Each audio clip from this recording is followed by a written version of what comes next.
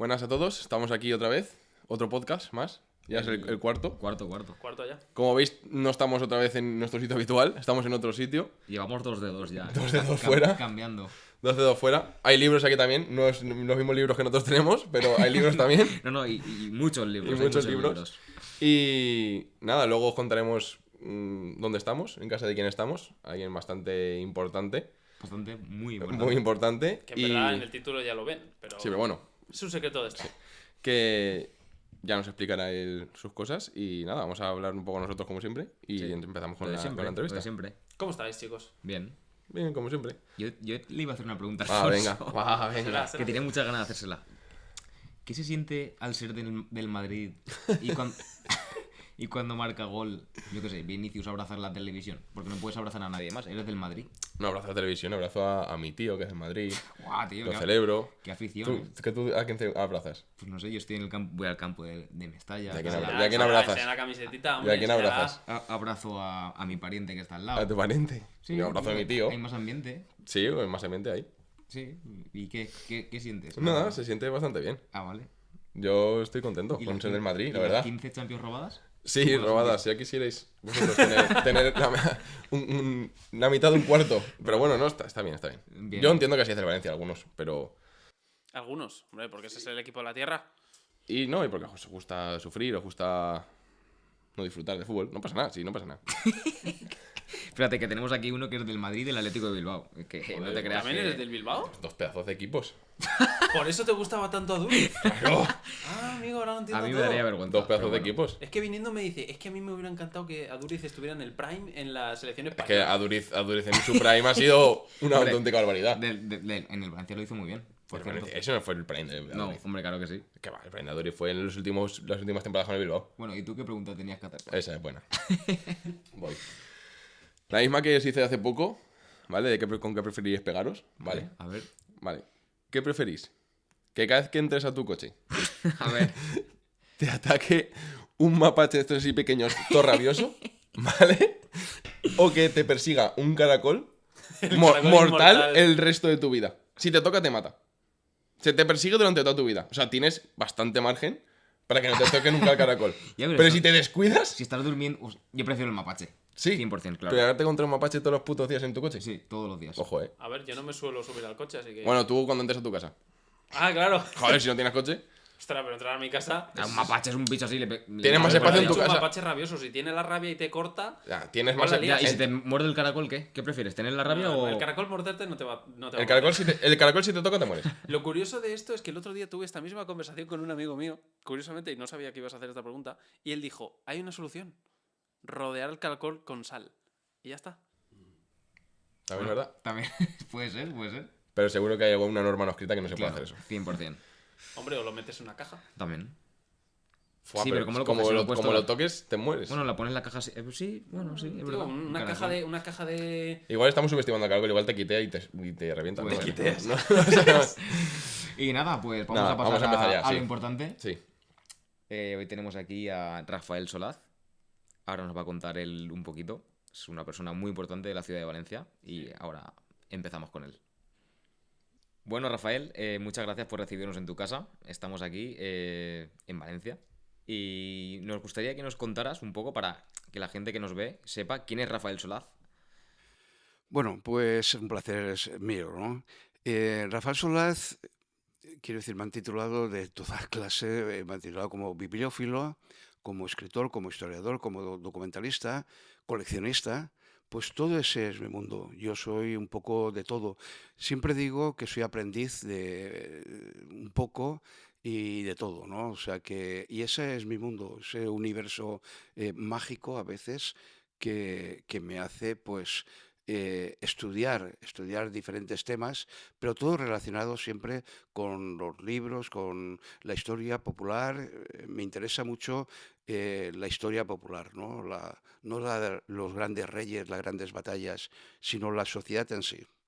Y bueno, pues a eso me dedico. Genial. Y sabemos que tu amor por los libros comenzó bien pronto. Nos hemos documentado un poco. Sí. A los 11 años, ¿no? Con las aventuras de Tom Sawyer, ¿no? ¿Y qué marcó, o sea, ese libro, qué significa para ti? ¿Cómo es ese primer libro para ti? Bueno, yo siempre había soñado desde niño el tener pues mi espacio de una biblioteca pequeña con mis libros, porque en mi casa había ausencia de ellos. O sea, en mi casa lo que más teníamos de libros era la guía telefónica y bueno, pues ¿qué pasó? Que a los 11 años precisamente a mí me dan eso que me daban en Navidad las estrenas y bueno, me fui corriendo al mercado central, que habían paradas de libros, de juguetes, y bueno, en vez de comprarme un juguete me compré un libro, que para mí era un auténtico juguete, un auténtico placer, ¿no? Y bueno, pues esa es la historia de mi iniciación como bibliófilo, ¿no? Como el primer libro, unas aventuras de Tom Sawyer, de Mark Twain, y nada, ese libro es el que conservo en mi biblioteca como un auténtico tesoro. Sí, sí. Genial. Y bueno, tienes una biblioteca en la que estamos ahora mismo de 15.000 libros o más, seguramente. ¿Y qué criterios sigues tú para elegir un libro y meterlo en la biblioteca? Porque no debe ser fácil. Pues mira, es una buena pregunta. La biblioteca la tengo repartida entre dos lugares, mi domicilio, que es donde vivo, y también aquí, que es mi estudio. ¿Por qué? Porque prácticamente esos 14.000 o 15.000 libros no caben en una casa normal y corriente, ¿no? Ese es el problema que tenemos muchos bibliófilos, que atesoramos una gran biblioteca, pero el espacio es importante, porque aquí el saber sí que ocupa lugar. Y bueno, los criterios que puedo tener, pues han variado. Al principio me interesó mucho libros sobre la historia de Valencia, eh, pero luego ya fue cambiando a medida de que iba estudiando diversos temas, ¿no? He hablado antes de la sociedad y entonces todo lo que es la historia popular, eso me interesa muchísimo. Y entonces el criterio que elijo siempre es en lo que estoy trabajando. Quiere decir que si estoy haciendo un estudio, un libro sobre, no sé, cerámica, o un libro sobre fiestas, o un libro sobre temas muy variopintos, ¿no? Pues entonces me dedico a comprar libros antiguos, libros que a lo mejor no lo puedo consultar en una biblioteca. Mi prioridad siempre son los libros raros, los libros extraños, los libros que han sido digamos, expurgados, ¿no? Los libros secretos, los libros, eso me interesa muchísimo. De ahí es que tenga predilección, pues, por ejemplo, libros de exorcismos. Ostras, El libro de exorcismos es tengo curioso, ¿eh? del siglo XVI, del siglo XVII, y bueno, pues los criterios van cambiando a medida de que vas creciendo en cuanto a la predilección de los temas.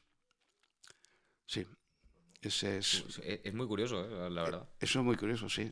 Bueno, también tengo que decir que leo la literatura actual, quiero decir que me interesa muchísimo y sobre todo lo de los autores jóvenes. En fin, eso me interesa muchísimo. Conforme libros de ficción, los libros de novelas y bueno, esos también los leo. Pero eso ya forma una parte secundaria de lo que es mi biblioteca, más especializada en libros de historia. Genial. Sí, porque lo que has dicho de libros prohibidos o cosas así más raras, porque eres conocido también por rescatar manuscritos y textos antiguos y históricos.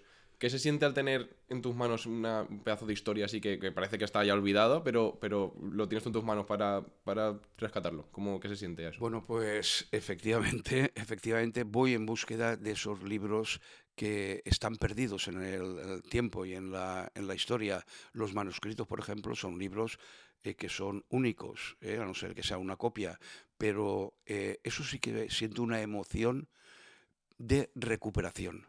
El recuperar un manuscrito, eso que a lo mejor acababa pues en la basura o se perdía para siempre. Y ten en cuenta que yo cuando compro un libro, lo que sí que me fijo mucho es en, en el autor, en ¿quién fue el que escribió ese libro? Aunque no coste el autor, porque es un manuscrito que a lo mejor es inédito y no costa al autor. Pero sí que pienso mucho en la época. Me pongo en la época en que está escrito, de qué tema trata. Y bueno, la recuperación de esos manuscritos para mí es fundamental como bibliófilo, ¿no? Como bibliófilo, porque eso no lo hacen las instituciones públicas, sí, adquieren para bibliotecas públicas, adquieren los libros y tal, pero la búsqueda de esas obras extrañas, eso sí que me interesa muchísimo. Y voy detrás de ellas, ¿eh? Sí, sí, sí, ya, lo sabemos. Y no lo debe sabemos. ser fácil, Parece, ¿no? parece una película, ¿no? Sí, no, pero no debe ser porque hay fácil eso veces, encontrarlas. sí. Hay veces que pienso en El nombre de la rosa o en... en fin. De hecho, te da para escribir un libro.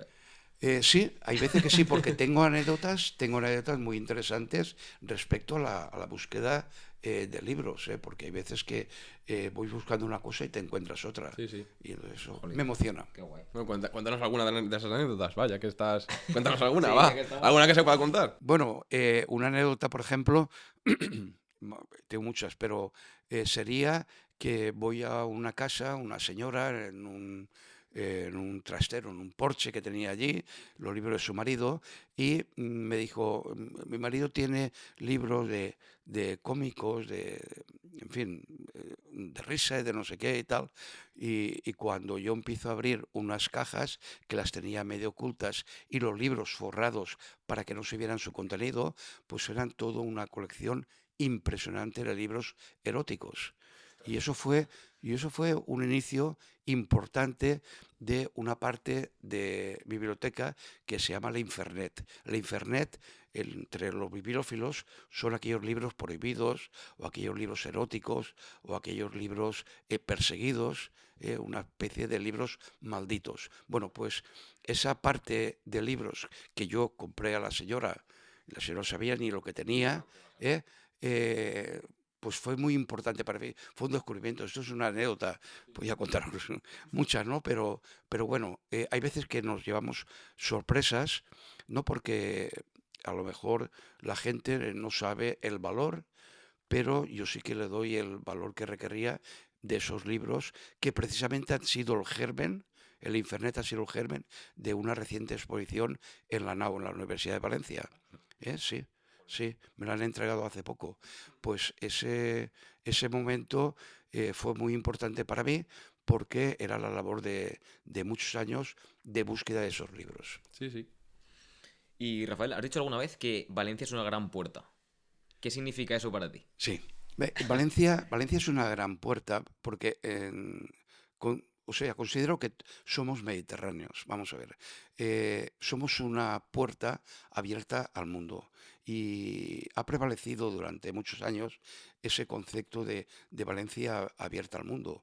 Cuando, por ejemplo, el otro día lo hablaba, en el siglo XV, que era el siglo de oro valenciano, Valencia estaba abierta a muchas culturas, ¿no? Ya no era la cultura romana que nos visitó, o algunas, o la musulmana, por ejemplo, sino la cultura en letras mayores que entraba por Valencia y Valencia lo acogía.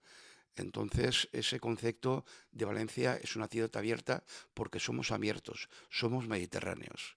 Y bueno, esa es la esencia de decir que es la puerta, ¿no? Genial. Y tienes bueno, tus libros de Valencia, que es, por ejemplo, La Valencia Prohibida o La Valencia Canalla. Son obras que hablan de los rincones menos conocidos de Valencia, ¿no? ¿Y qué te inspira a ti para desenterrar esas historias ocultas o, Sí. o marginales de Valencia que... Es lo mismo que con los libros. Me interesan las historias poco conocidas, las que están ocultas. Hay veces que perseguidas, otras veces, algunas veces perseguidas por la Iglesia por el tema. Y bueno, eso me interesa muchísimo. En cuanto a la Valencia Prohibida, tengo una anécdota muy interesante que mi familia conocía al cineasta Berlanga, Luis García Berlanga, venía por casa y bueno, un día coincidimos en una feria del libro antiguo y estuvimos hablando sobre, pues eso, la Valencia esa culta. Dice, aquí en Valencia ha habido mucho tomate a través de la historia y tal, no sé qué. Dice, tú debías escribir un libro sobre todo esto que está prohibido y demás. Y fue así. Él se comprometió a hacerme el prólogo con tan mala fortuna que yo tenía ya muy avanzado el libro, se murió un hijo y entonces ahí se perdió un poco esa relación que yo tenía con él y lo llamaba Madrid. Y bueno, al final edité el libro, pero siempre recordando a Luis García Berlanga. Y en cuanto a la Valencia canalla, me interesa mucho esos bajos fondos de la ciudad, de los que nadie habla, de los que hay veces que salen en los periódicos, pero son noticias efímeras, las noticias del periódico. Y entonces yo recogí pues el mundo de los maleantes, de la noche, de los carteristas, de todo eso, Sí, eso que en Valencia hay bastante. a través de la historia. Y fíjate, tanto en la Valencia prohibida como en el mundo este de la Valencia canalla, hice un trabajo de campo, como se debe hacer, ir a la raíz de la noticia, y entonces me metí en los antros más insospechados, ¿no? En la Valencia, en la Valencia prohibida, por ejemplo, contacté con un dueño de un club en el barrio chino, en el barrio de Bioters, y allí subí a una habitación con una prostituta. Y entonces le hice todo, no hice nada, claro, lógicamente, pero le hice toda una serie de preguntas por dónde iba la prostitución en ese momento. Hice unas fotografías que son testigos de que efectivamente hice así. Y también en el mundo de los chaperos, por ejemplo, que me interesaba mucho, muy perseguidos. Y bueno, en fin. Y en la Valencia canalla, pues conocía carteristas, por ejemplo, pero carteristas ya muy mayores que, Sí, que ya Claro, no sí, estaban bueno, tanto que en decía el y tal. tema. Y todo eso lo reflejo en el libro, y eso es lo que da un punto de valor pues a esas obras, y la gente, pues claro, se sorprende de esas noticias que forman parte de la intrahistoria de la propia ciudad. Sí, claro, porque eso cuenta parte también de Valencia. Sí, sí, no, es parte de es Valencia, parte de Valencia, claro. que hay bastante también. Es una parte que Sí. está oculta, como Sí. bien dice, que Sí, Sí, sí, pero que está ahí, que que está ahí, está ahí, está todos los que días está aquí. ahí, todos los días. que está ahí. Sí, sí, y está olvidada Sí, sí, prácticamente. Sí, sí. Y Rafael, uno de tus proyectos más importantes y más conocidos es el Museo del Silencio, que está vinculado al Cementerio General de Valencia. Bueno, ¿Cómo eso, surgió la idea y qué sí, te motiva sí. a ello? Bueno, eso fue un comentario que me hizo una concejala del Ayuntamiento de Valencia, que había estado visitando el cementerio de Barcelona, y dice que allí lo enseñaban y tal, y que si yo me atrevería a realizar un estudio sobre el mismo. Y yo sabía algo del cementerio, pero no mucho, entonces acepté. Esto fue en el 2008. Bueno, tanto es así que estuve estudiando todo el cementerio, iba allí, tomaba notas de cosas históricas y tal, y en el 2009 hicimos la primera ruta, con tanto éxito que un sábado se hacía 3 rutas diarias, y venía mucha gente, y tuvimos que incluso poner un tope de gente, porque aquello era una explosión de visitantes. Fue mucho éxito. Bueno, pues esta es la fecha que yo continúo haciendo, esta vez una vez al mes, porque lo hago de forma gratuita, y el cementerio me ha enseñado a conocer historias que también estaban ocultas, ¿no? Historias, por ejemplo, hablo de simbología, hablo de arte, que hay mucho arte. El cementerio es propiamente un museo al aire libre, y así lo presento. Nunca hablo de muerte, hablo de personas que fueron y que están allí. La muerte ocurre en otro lugar, en una carretera, en una clínica o en un domicilio, ¿no? Allí simplemente se llevan a las personas para su recuerdo. Y bueno, pues fíjate, hoy mismo he estado en el Museo del Silencio, han venido pues unas 30 personas, hay veces que vienen 80, en fin, es el boca a boca el que funciona, y nada, la gente sale encantada, gratuito, y hora y media que duró la visita. Hablo de personajes ilustres, hablo de arquitectos, hablo de anécdotas que pasan en el cementerio, pero son reales, y las cuento, la gente se sorprende. En fin, más allá del concepto de que va a salir una mano que nos va a coger un pie y todo, eso es cuestión de las películas, está claro. de las películas de la literatura. Yo siempre lo digo, el cementerio es el lugar más tranquilo del mundo. El peligro está fuera. Está fuera, sí, sin duda. Cuéntanos alguna anécdota que cuentes ahí en la visita esa, para la gente Y también quiero que nos cuentes, Rafael, cómo puede ir la gente que nos está viendo Sí. a visitarte, a visitar la Bueno, experiencia. vamos a ver, por el teléfono del cementerio del Ayuntamiento de Valencia, accediendo al Ayuntamiento, el Departamento de Cementerio, simplemente hay una pestaña que indica Museo del Silencio y allí hay una forma de contacto, bien telefónico o bien por Qué guay. correo. Yo creo que es una propuesta muy interesante Sí, para la gente algo diferente que la Y gente luego, muy pues, diferente. yo tengo una página en Facebook que también hay gente que se pone en contacto conmigo. Yo lo anuncio cuando lo voy a hacer, oye, la semana que viene y tal. Oye, podemos ir 2 personas, sí, pues apuntada y tal.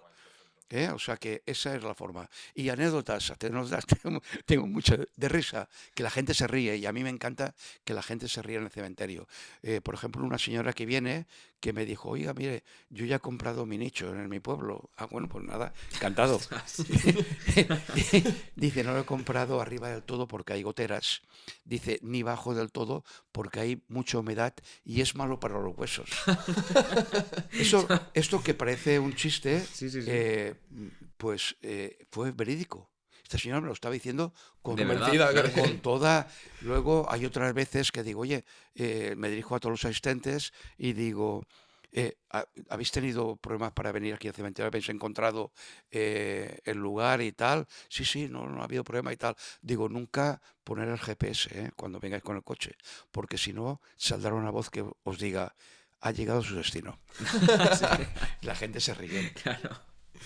Y sabemos también que te gusta mucho caminar por Valencia y recorrer la ciudad en bici. ¿Qué rincón de Valencia es el que más te ha impresionado y a quién recomiendas para que nos escuche, para nuestros oyentes, que visite? Bueno, yo siempre voy andando. Yo siempre voy andando porque me gusta andar mucho, o sea, no tengo ningún problema. Eh, Siempre digo lo mismo. Valencia hay que recorrerla y mirar hacia arriba, mirar, porque hay veces que pasamos por un lugar y se nos pasa desapercibidos detalles que indican, ¿y esto? En fin, cualquier detalle arquitectónico, cualquier. Pero el lugar que yo digo para visitar, el centro histórico, por supuesto. Barrio del Carmen, Belluters, pero todo lo que es la Plaza del Mercado, lo que es, bueno, todo lo que sea el centro histórico, hay que visitarlo, porque de ahí emana, digamos, la historia de Valencia. Plaza de la Virgen, sobre todo Plaza del Mercado. A mí me gusta mucho entrar al Mercado Central, por Es una ejemplo. pasada, es una pasada. Es una pasada. Ahora están hartos ya de guiris que van allí, ¿no? Pero mm, visitar el centro histórico, recorrerlo tranquilamente, hacerte un café en el centro, simplemente pasear, para mí es un lujo, un privilegio. Yo que he ido a muchas partes del mundo, de viajes y tal, yo digo, es que el Centro Histórico de Valencia es totalmente un museo, un lugar entrañable y un lugar para pasear y vivirlo. Vivirlo, esa es Sí, la verdad es la que palabra. Valencia a mí me encanta, la Sí. verdad. Es mi ciudad favorita, obviamente. Hombre, claro. Vivo aquí y es mi ciudad Bueno, favorita. He ido a muchas y sí. esta es mi ciudad favorita. No viviría en otro La mía sitio. también. Y Rafael, como bibliófilo, ¿alguna vez te has encontrado algún documento o libro que te haya sorprendido más de la cuenta? Que digas, ostras, me he encontrado este libro, este documento, Sí, que no sí. me lo esperaba ni en mis Sí, sueños. bueno, hay 2 casos, hablaría de más, ¿no? Pero 2 casos que quiero resaltar.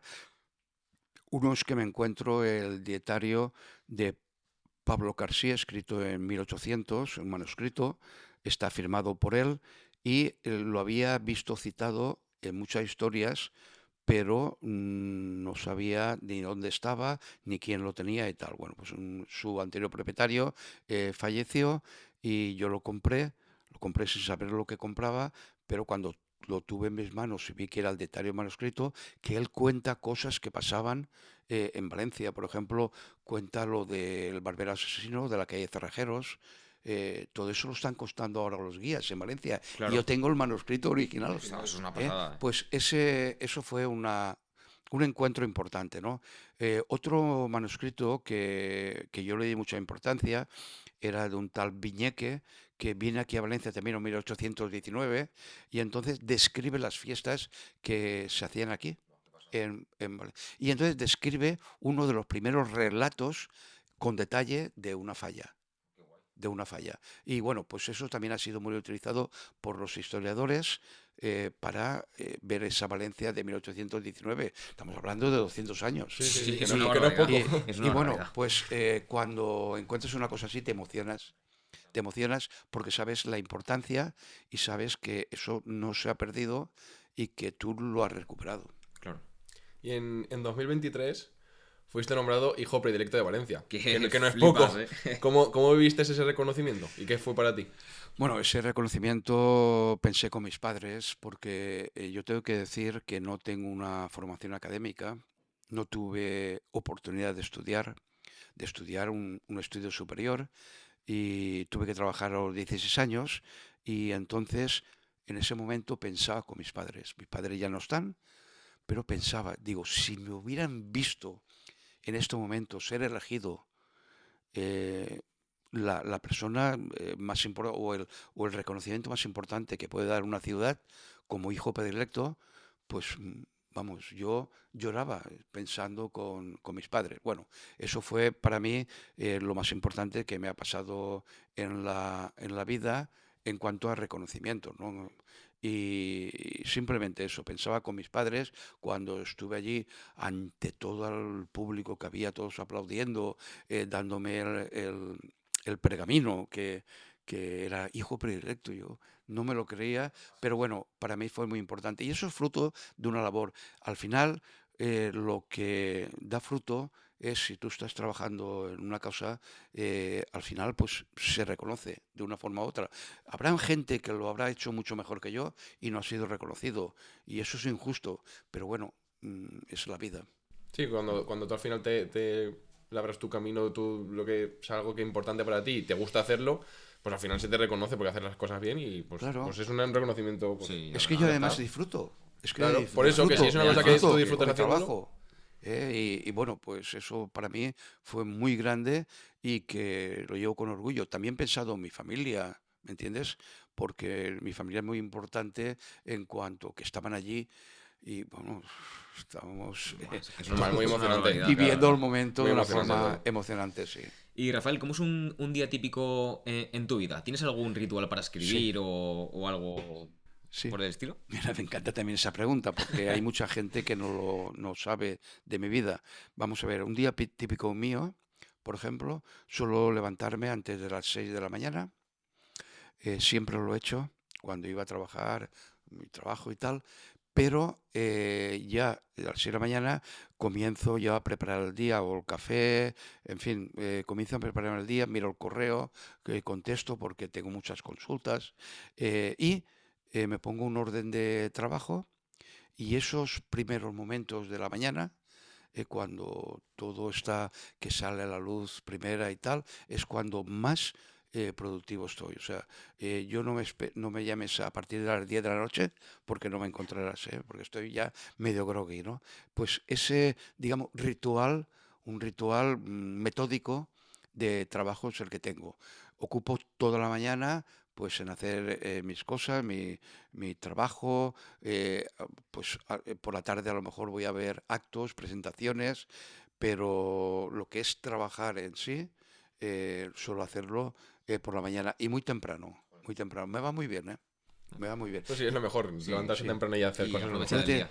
eh, un, tengo que destacar también un hecho que es importante, que es cuando por mi trabajo, yo trabajé en un banco, una cosa que no me gustaba nada en absoluto, me salí en cuanto pude, pero por medio de mi trabajo me trasladaron a Madrid. Y allí estuve viviendo 2 años y fue lo mejor que me ha pasado porque conocí a personas muy importantes dentro de una tertulia. Yo pintaba entonces, hacía exposiciones en una sala y por medio del dueño de la sala me introdujo en una tertulia que iba gente muy variopinta, ¿no? Bueno, pues esta gente, por ejemplo, puedo hablaros de mi relación con Gloria Fuertes, con Francisco Umbral, con, bueno, hay un pintor que yo no estoy seguro si es Antonio López, el pintor hiperrealista, el mejor pintor hiperrealista, pero no estoy seguro porque como han pasado muchos años, sabía que se llamaba Antonio, pero no, no estoy seguro. Pero con Gloria Fuertes tengo una anécdota muy Ostras, importante. eso es que todo el mundo conoce a Gloria Fuertes porque Claro. las poesías del Del instituto, colegio, todas eran todo de- es Gloria Fuertes, Sí. Bueno, todo. pues mira, tengo una anécdota bastante importante en que contar, que ella me dijo, me llamaba Rafita. Rafita, Rafita. Y una vez me dijo, dice, Rafita, a mí me gustan mucho las naranjas. Como yo sabía que era valenciano, pero claro, yo no tenía, ella se creía que todo el mundo en Tenía Valencia naranjas en casa. teníamos naranjas, ¿no? Bueno, y siempre me lo decía, me lo dijo 2 o 3 veces, oye, las naranjas y tal, ay, pues sí, tal. Y yo en esa época, fue el año entre el 74 y el 75, era un poco más complicado, no tenía coche, un poco más complicado traer naranjas, ¿no? De Valencia, bueno. Y eso pasó. Y en la Plaza Mayor, recuerdo que ella actuaba en un programa de televisión para niños, tenía que actuar y ahí estábamos sentados en una mesita con 2 amigos más, un chico que también era pintor, y ella estaba tomando notas antes de salir a la televisión, ¿no? Y en un momento dado se levanta para ya ir a donde tenían que grabarla y ¡pum! Me da un papel y toma.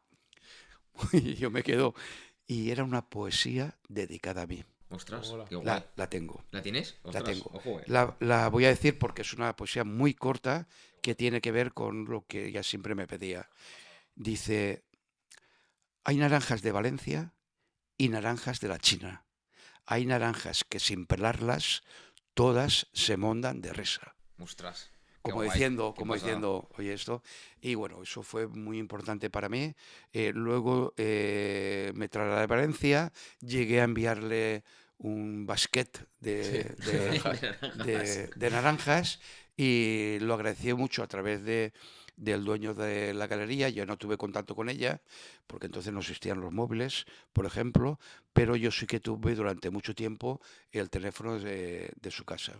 Sí, eso fue, bueno, pues Qué eso, anécdota más guay, eso la verdad. emana de toda mi relación y toda mi actividad como bibliófilo, como pintor, como... Si tuvieras que elegir uno de tus libros para recomendárselo a los que nos escuchen este podcast, ¿qué libro recomendarías?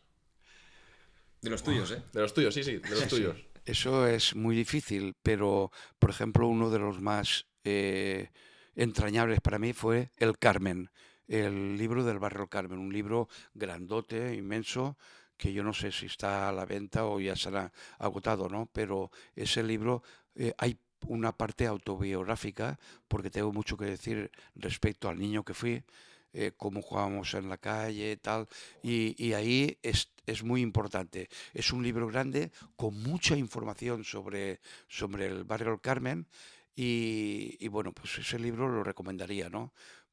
Quien no lo pueda conseguir siempre lo puede leer a través de una biblioteca pública que fue editado por el Ayuntamiento, por el Consejo Valencià de Cultura, por el Centro del Carmen, en fin, quiero decir que intervinieron varias instituciones y bueno, ese sería el libro más importante.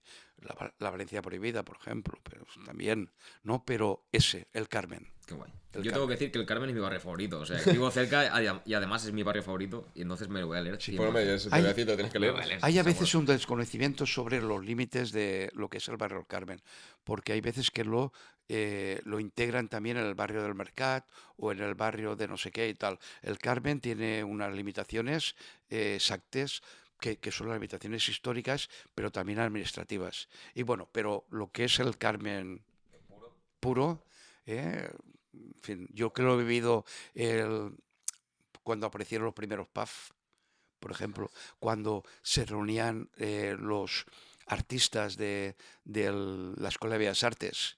Y bueno, yo he ido a la Escuela de Bellas Artes, Arte y Oficios, y lo viví intensamente. Es que todo el nacimiento de ese barrio bohemio que ahora pues se limita pues al ocio nocturno, ¿no? Pero entonces había algo más. Qué guay. Y Rafael, ¿hay algo que le quieras comentar a nuestros oyentes o algún mensaje que les quieras dejar por tu parte? ¿Algo que te gustaría que escucharan de ti? Bueno, pues mira, no sé, se me ocurre decir que todas las personas tenemos primero obligación de los que sabemos de una cosa, de algo, un señor que hace zapatos, un señor que historia, un señor que hace historia, que compartir ese conocimiento es muy importante, al margen de las escuelas, al margen de todo lo que pueden representar los libros, ¿no? Compartir. Un taxista nos puede dar lecciones a lo mejor de algo que comparte, ¿no? Pero también quisiera decir una cosa un poco más importante, que hay que vivir la cultura, hay que vivir todo lo que es el arte, la poesía, porque que se convierta en escudo contra la barbarie. Todo lo que está pasando en el mundo ahora, eso debemos combatirlo. Ya no se trata de izquierdas ni de derechas, se trata de combatir a quienes representan la barbarie y simplemente para que dejemos para un futuro pues un mundo mejor, más justo y solidario. Eso es lo que intento decir. Pues nada. Y para ir acabando ya, porque ya estamos casi en el límite de tiempo, ¿qué consejo le darías a alguien que quiera dedicarse pues a escribir o a coleccionismo de los libros, o que esté un poco en este mundo como estás tú? ¿Qué consejo le darías a alguien que esté empezando o que ya esté metido, pero algún consejo que le quieras dar? Pues el consejo es la perseverancia, saber que hay que trabajar de alguna forma duro para conseguir algo, ¿no? Sobre el coleccionismo, pues yo me inicié el coleccionismo con los cromos. Los cromos de fútbol, los cromos de no sé qué y tal, y de ahí pues supe cuando era coleccionismo, pues esto es igual, para escribir, para hacerte una biblioteca. Hoy en día es impensable hacer una biblioteca con 14.000 libros, porque los pisos son más reducidos, las viviendas, en fin, ya no tienen pues la capacidad que tenían, ¿no? Pero bueno, siempre la perseverancia, el trabajar y sobre todo en algo que le guste, que le apasione. Y si tú trabajas en algo que te gusta y te apasiona, seguro que vas a sacar los frutos. Esa es la recomendación que yo daría ahora a las personas más jóvenes. Yo siempre lo digo, no soy de este siglo, aunque vivo en este siglo, pero pienso también en estas personas que nos van a suceder y que luchen por ese mundo mejor y sobre todo el trabajo, la perseverancia. Así que hacedle caso a Rafael, que iréis por buen camino. Bueno, y hay una pregunta que le hacemos a todos los invitados. Sí, Hazla, la típica. hazla, que es una pregunta que le hacemos a todos los Sí, invitados. sí, a todos. ¿Qué cagada nos puedes contar, Rafael, que hayas hecho alguna vez que digas, madre mía, la lié, ese día la lié? Que eso es Una que se pueda contar, que Una no que se sea pueda algo- contar, claro. Claro. No. Ha habido muchas, porque ¿sabes qué pasa? Que el que no tira un penalti no se equivoca. Entonces, en un libro que escribí sobre Vicente Velasco Ibáñez, puse en un pie de foto, había una foto que se veía gente inaugurando, creo que era en Burjasot, una calle o algo así, y pues la presencia de Blasco Ibáñez ese día, tal, no sé qué, y no, allí no estaba Blasco Ibáñez. Entonces, imagínate que en la presentación del libro, un señor me lo hizo notar. Y Ostras. entonces es una... eso Buah, te claro. deja, porque es un libro que queda para la eternidad, ¿no? O sea Claro. que Ostras, sí. No, y que puede ser, claro. ser una cagada. Sí. Pues nada, Rafael, muchísimas gracias Un placer. por habernos acogido en tu casa, en tu biblioteca, Y sobre que es todo una por pasada. habernos traído aquí a tu casa y dejarnos entrar. Sí, que Pues nada. 15.000 libros se dice pronto, Sí. Poca broma, ¿no? Poca Y hay broma. un piso más arriba que, a saber. Cuando queráis, está en vuestra casa. Pues Cualquier sí, cosa. muchas gracias, Rafael. Nada, Te agradecemos, muchas gracias te lo por todo. agradecemos, la verdad. Encantado. Pues nada, chicos. Vale. Hasta el próximo. Nada, que os cuidéis.